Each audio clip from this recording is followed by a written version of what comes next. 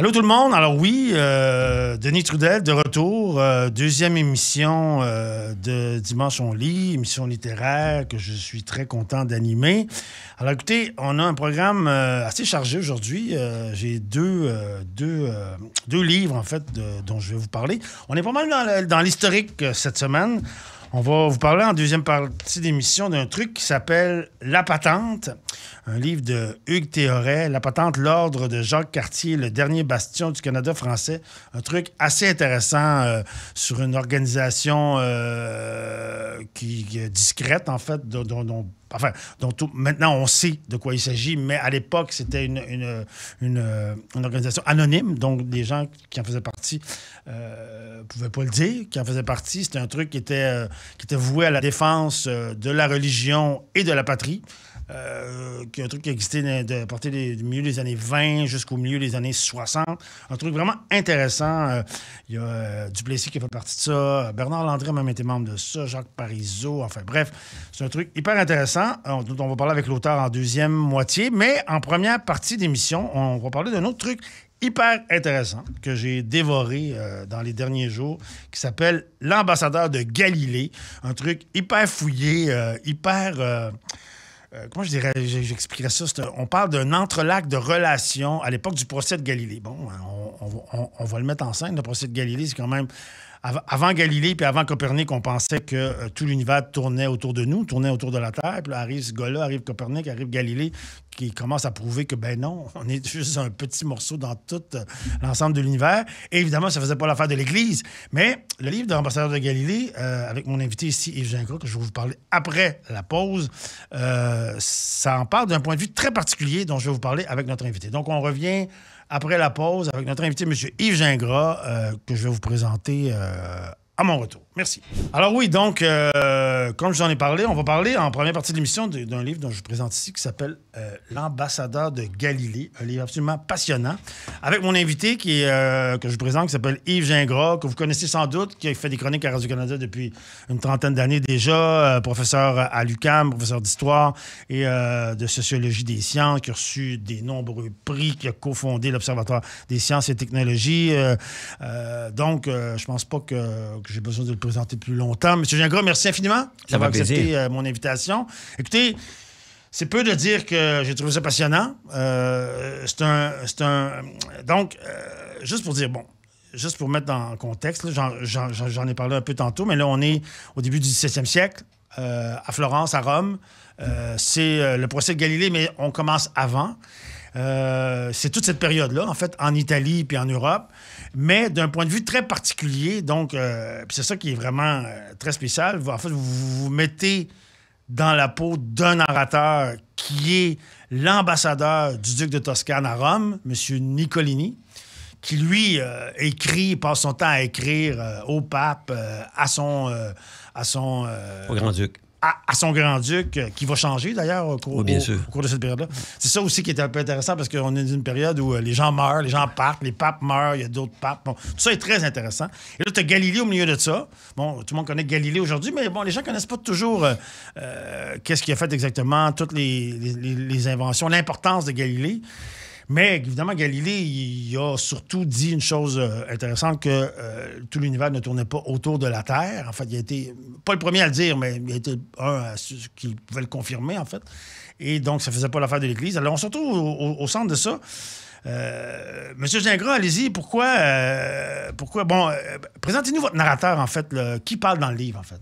OK, c'est Francesco Niccolini, comme vous l'avez dit, est l'ambassadeur du grand-duc de Toscane à Rome. Oui. Donc, le titre « L'ambassadeur de Galilée » est bien sûr une métaphore dans le sens que, comme il est à Rome, lorsqu'arrive le procès de Galilée, bien, c'est lui qui, à chaque semaine, doit négocier avec le pape. Bon, qu'est-ce qui arrive avec Galilée? Vous ne pouvez pas le condamner, parce que finalement, comme c'est le philosophe du grand-duc, ce serait entacher l'image du grand-duc. Autrement dit, attaquer Galilée, qui est un sujet du grand-duc, c'est à la cour, donc c'est attaquer il travaille pour le lui, grand-duc. En fait. Oui, il travaille pour le grand-duc. Parce que Galilée était d'abord un professeur d'université à l'université de Padoue. Mais comme il était obsédé par ses recherches, il ne voulait pas vraiment enseigner. Rien de nouveau là-dedans. On sait que les professeurs d'université aiment faire de la recherche et n'aiment pas enseigner. C'était déjà vrai au temps de Galilée. Oui. Donc, lorsqu'il découvre... C'est un vrai chercheur, en fait. Un vrai chercheur. Et donc, lui, ça le tente d'enseigner. Il s'est dit, lorsqu'il découvre que avec la mise au point du télescope, parce qu'il faut rappeler que c'est lui qui met au point le premier instrument scientifique. Jusque-là, observer le ciel, c'est avec l'œil nu.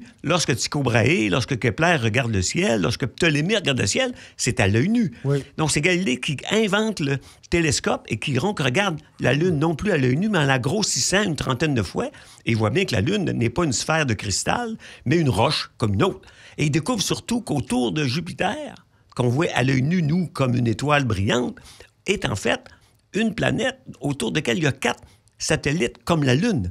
Et là, il dit, je fais une découverte extraordinaire. Depuis le début de l'humanité, personne n'a vu ça dans le ciel. Donc, il fait un livre en latin qui s'appelle le Sidereus Nuncius et il se dit, je vais négocier la dédicace du livre avec le grand-duc pour devenir le philosophe et premier mathématicien du grand-duc de Toscane. Je vais retourner à Florence, qui est mon lieu d'enfance, en gros. Et donc, je vais à plein temps me consacrer à des recherches pour le prestige du grand-duc. Parce qu'il faut savoir que dans les cours de l'époque, c'était vraiment encore vrai sous Napoléon, les empereurs aimaient s'entourer de savants, de littéraires, en voulant dire... D'artistes aussi. Toujours d'artistes. Et donc, il est entouré d'eux. Fait que lui, il dit, OK, très bien. Donc, il devient au salaire du grand-duc. Fait que maintenant, l'ambassadeur doit le défendre lorsque Galilée est attaqué à Rome. Et donc, je me suis dit, au lieu d'écrire ça comme un historien le ferait, on va l'écrire à travers les yeux de l'ambassadeur qui va écrire au jeu grâce à toutes les lettres qu'il a écrites. On a toutes les lettres de l'ambassadeur. Donc, moi, je les reformule, j'écris un peu contexte, etc., mais tout ça est plausible. Il y a des centaines de notes qui renvoient toutes les lettres, donc rien n'est inventé. Il y a quelques interprétations, mais le lecteur devine. Il y a une section qu'on appelle « conjecture » où l'ambassadeur se dit « Oui, je pense que le pape aime l'astronomie de Galilée parce qu'il aime d'abord l'astrologie. » Voyez-vous, on a des interprétations qu'on met dans la bouche de l'ambassadeur, mais tout est vrai. OK. Bon. Donc, OK, on est au début du 17e. Comme j'ai dit tantôt, on pense généralement dans la chrétienté que tout l'univers tourne autour de la Terre. Galilée, avec son télescope, va prouver le contraire. Mais là, il va se retrouver devant un dilemme, parce que là, le fameux procès de Galilée, c'est qu'il va être obligé de dire, en fait, de renier ce qu'il a observé. C'est quand même un moment assez particulier de l'histoire, là. Parlez-nous un peu de ce procès-là. Bon, qui a lieu en 1633. Oui. Exactement. Parce que le livre de Galilée sort en 1632. Bon, ce que notre livre montre en détail, c'est comment il en arrive là. Parce que en 1623 arrive un événement crucial que Galilée appelle une conjoncture extraordinaire, un genre de miracle. Parce que Galilée était interdit depuis 1616 de dire et de défendre l'idée que Monsieur Gingras, Copernic est la vérité. Bon, il faut qu'on aille à la pause. On vient, gardez votre idée, on vient dans 2 minutes. Merci infiniment, M. Gingras. C'est bon. Oui, alors on est de retour à Dimanche on lit. Alors, M. Gingras, on revient tout de suite. Là, on est dans le centre du livre, en fait, vu du point de vue de l'ambassadeur. Donc, c'est le procès de Galilée pour hérésie, en fait, en 1633. Oui. Puis là, vous parlez d'une date importante, 1623. Oui, parce que c'est en 1623 que le pape, qui va finalement condamner Galilée 10 ans plus tard, est nommé pape. C'est Maffeo Barberini, la grande famille des Barberini, et qui s'adonne depuis 1610, depuis 10 ans, 13 ans, à être un grand ami de Galilée. Il y a une correspondance avec lui. Il a même écrit un poème. Maffeo Barberini a écrit 2 strophes dans un long poème en l'honneur de Galilée, qui lui envoie en 1620 en disant « Cher Monsieur Galilée, j'espère que vous êtes heureux. Vous êtes un génie. Vous êtes un génie, etc. » Et donc, lui disait, il est rendu pape. Donc, alors que j'avais plus le droit de parler de Copernic depuis 1616, il rencontre le pape dès 1624. Il le rencontre 6 fois. Il dit « J'ai eu plein d'indulgences. Il m'a donné des médailles. » Donc, il comprend, à tort, à mon avis, qui peut maintenant parler de Copernic. Fait qu'il retourne à Florence pendant 5 ans. Il écrit le grand livre « Dialogue sur les 2 principaux systèmes du monde » qu'il publie en 1632. Oui. Le problème, c'est qu'en 1632, quand ça arrive à Rome, il avait mis dans la bouche de Simplicius, qui veut dire un peu esprit simpliste, Simplicio en italien. Ça, c'est un personnage de son livre. Oui, parce que son livre est écrit en dialogue en italien. Ça, c'est important, parce que le livre de Copernic, ou même Sidereus Nuncius, c'est en latin. Donc, c'est lu par une centaine de savants à travers le monde. Personne dans le monde ordinaire. Mais lui, il écrit en italien avec une plume très bonne et sous forme de dialogue. Il y a 3 personnages. Donc, les gens le lisent. Oui, et il y a 3 personnages qui s'échangent. Le problème, c'est que l'argument du pape est dans la bouche, non pas de Sagredo, qui est intelligent, mais de Simplicio. Fait que les amis du pape disent, écoute, mais le pape, vous êtes en train de faire rire de vous. Il met vos idées dans un homme qui s'appelle Simplice. Fait que le pape, qui est soupe au lait, pète une coche et dit, finalement, j'ai pas le choix, c'est une hérésie, je dois faire interdire ce livre-là et demander à l'Inquisition de faire une enquête sur Galilée qui dit que la Terre tourne, alors qu'il n'a pas le droit de dire ça, que c'est réel. Il peut faire l'hypothèse qu'elle tourne, mais il n'a pas le droit de dire ça. Fait que c'est ça. Donc, autrement dit, l'erreur de Galilée, c'est de penser que parce qu'il y a un nouveau pape qui est son ami, le pape n'est pas soumis lui-même à la théologie, surtout à l'influence des conservateurs qui sont en Espagne à l'époque de la contre-réforme. Il dit le pape est trop mou envers les protestants. Galilée, c'est aussi un ami de Kepler, qui est un protestant. Okay. Donc, il faut sévir. Fait que le pape dit, OK, je vais vous montrer que je peux être sévère. Même mon meilleur ami va être condamné. C'est là que l'ambassadeur, à chaque semaine, dit, écoutez, vous ne pouvez pas condamner Galilée. Parce que Galilée, si vous le condamnez, vous attaquez le grand-duc de Toscane et vous avez besoin de lui à cause de la guerre de 30 ans où on fait des alliances avec la Toscane. Donc, c'est une histoire très compliquée que le livre montre en détail. Oui, effectivement. Bon,